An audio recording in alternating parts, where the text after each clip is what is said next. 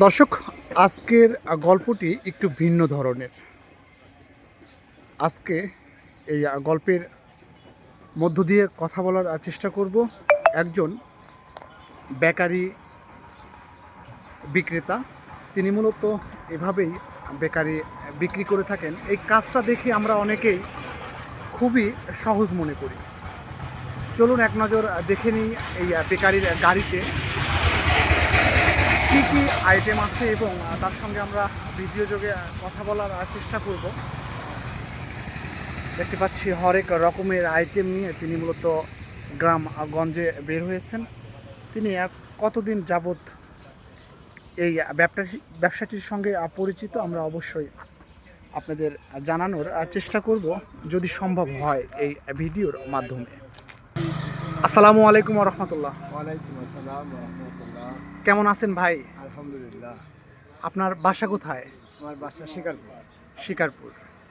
তো আজকে আমরা একটি নতুন উদ্যোক্তার গল্প নিয়ে আজকের এই ভিডিওটি তৈরি করা। তো বেকারি ব্যবসা নিয়ে আপনারা তো হরেক রকমের আইটেম নিয়ে ব্যবসা করেন।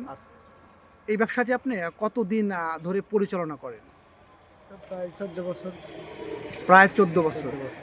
14 বছর ধরে এই ব্যবসা আপনি পরিচালনা করেন এভাবেই ভ্যান যোগে করে এভাবেই মালামাল। তাতে করে আপনার ব্যবসার সম্পর্কে একটু জানতে চাচ্ছি। আপনার ব্যবসায়ী যে 14টা বছর 1 যোগ 2 বছর পার করছেন আপনি ব্যবসা নিয়ে, আমার মতো কি কেউ কখনো আপনাকে এইভাবে কি ভিডিও ধরেছে যে আপনার এই ব্যবসা দেখে? না, তা ধরেনি। কেউ কখনো কিন্তু ধরেনি। না। তো আপনি হচ্ছে আমাদের এলাকার হচ্ছে রিয়েল হিরো। আপনি জীবন জীবিকার তাগিদে এই যে ব্যবসাটা করে যাচ্ছেন, বেকারি ব্যবসা। তো আমি আপনার কাছ থেকে ভাই একটু জানতে চাচ্ছিলাম এই ব্যবসা সম্পর্কে।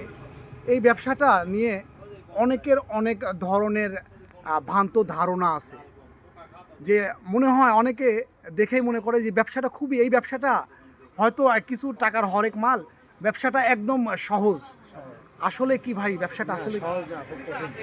কঠিন না ভাই? খুব কঠিন। খুব কঠিন। কিন্তু অনেকেই যে অনেক জায়গায় যান, মাল টাঙাচ্ছেন, অনেকে আসে না অনেক ধরনের কিন্তু কথা কিন্তু রিয়াকশান করে যে বেকারি ব্যবসা এই আর কি নিয়ে আসছে। আর অনেক দোকান আছে না, মানুষকে কিন্তু মানুষ মনে করে না। মনে করে না তো আসলে। আর বিশেষ করে নতুন দোকানগুলো নিয়ে আরো মনে করে না। যারা পুরাতন দোকানদার তারা তো চিনে আপনাদেরকে। তো আমি আপনার কাছ থেকে জানতে চাচ্ছি আসলে বেকারির ব্যবসা মানুষ কিন্তু বাইরে থেকে দেখা যায় খুবই সহজ ব্যবসা। এই যে আপনি কতগুলো দোকান আছে এই রুটে? প্রায় 100 দোকান আছে।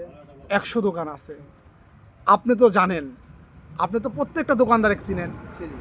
এবং এই যে 14 বছর যে আপনি যে ব্যবসা করে গেছেন, আচ্ছা ভাই 14 বছর ব্যবসায় আপনার এরকম মনে পড়ে না যে হয়তো একটা দিন আপনার খুবই ভালো সময় গেছে, বা এরকম যদি একটা দিনের কথা যদি আমরা জানতে চাই, তো দেখেন একটু মনে করে যদি বলা যায় যে আপনি খুবই খুশি এই ব্যবসাটা নিয়ে আসে, সেই দিনটা যদি মনে হয়।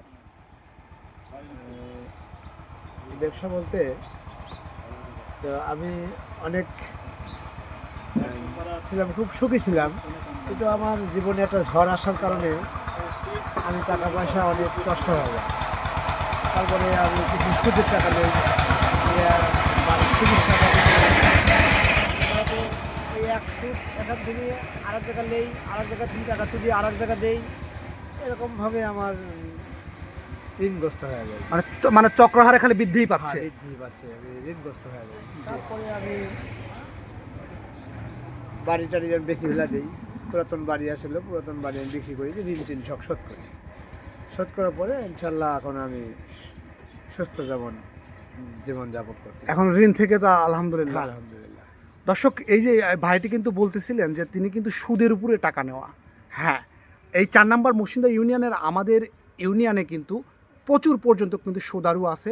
আমি বিশেষভাবে এই ভিডিওর মাধ্যমে আমার গুরুদাসপুর উপজেলা প্রশাসনকে অবশ্যই তাদের আইনি আওতায় যাতে নিয়ে আসা যায়, এটা অবশ্যই আপনারা এই বিষয়টা খতিয়ে দেখবেন।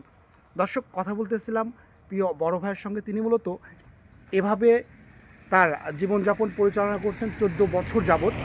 এক নজর দেখানোর চেষ্টা করছে এভাবেই মুদির দোকানে গিয়ে তিনি মূলত এই মালামালগুলো বিক্রি করেন। তো তার কাছ থেকে কিন্তু আমরা জানলাম তিনি কিন্তু তার ব্যবসা সম্পর্কে কিন্তু বলতেছিল। তাতে করে যদি একজন যদি নতুন উদ্যোক্তা যদি সে যদি মনে করেন যে ইচ্ছা করে যে বেকারি ব্যবসা এখন ওই ব্যবসা কি মানে ঠিকভাবে তারা কি পরিচালনা করতে পারবে, বা তারা যদি মনে করে যে তারা শুরু করবে, তাদের জন্য আপনার কি কথা একটু যদি বলতেন।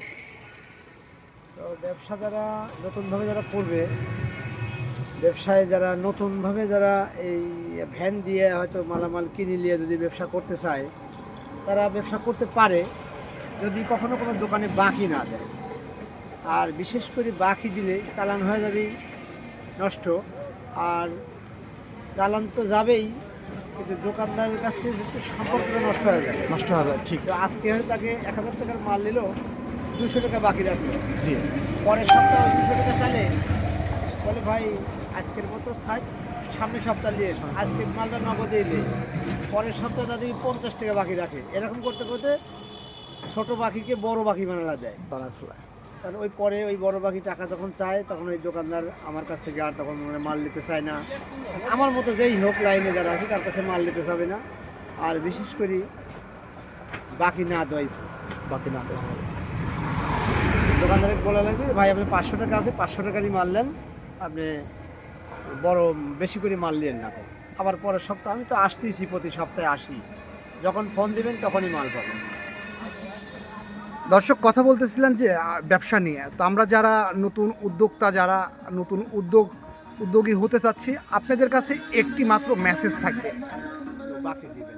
বাকি আসলে বাকি ব্যবসা কিন্তু আসলেও কিন্তু ভালো না। বাকি ব্যবসা দিলেই কিন্তু আপনার সম্পর্ক কিন্তু নষ্ট হয়ে যায়। তো বিশেষভাবে বাকি থেকে আমরা বিরত থাকব। ভাই, অসংখ্য ধন্যবাদ আপনাকে। আপনি আপনার মহামূল্যবান সময় এই আমার মতো ক্ষুদ্র একজন মানুষকে যে আপনি ভিডিও যে করতে দিলেন, আমি আপনার কাছে চিরকৃতজ্ঞ ভাইয়া। ভালো থাকবেন। আসসালামু আলাইকুম। ওয়ালাইকুম আসসালাম। দর্শক, অলরেডি কিন্তু আপনাদের ভিডিও যোগে দেখানোর চেষ্টা করলাম। এভাবেই কিন্তু তিনি কিন্তু গ্রাম গঞ্জে তার ব্যবসা কিন্তু পরিচালনা করছেন এই ভ্যান যোগে। দর্শক, আমি কাউসার আহমেদ আপনাদের সঙ্গে প্রতিনিয়ত তৈরি করি নতুন নতুন এন্টারটেনমেন্ট নিয়ে ভিডিও। তো আজকে একজন রিয়েল হিরোর গল্প নিয়েই মূলত আজকের এই গল্পটি সাজিয়েছিলাম।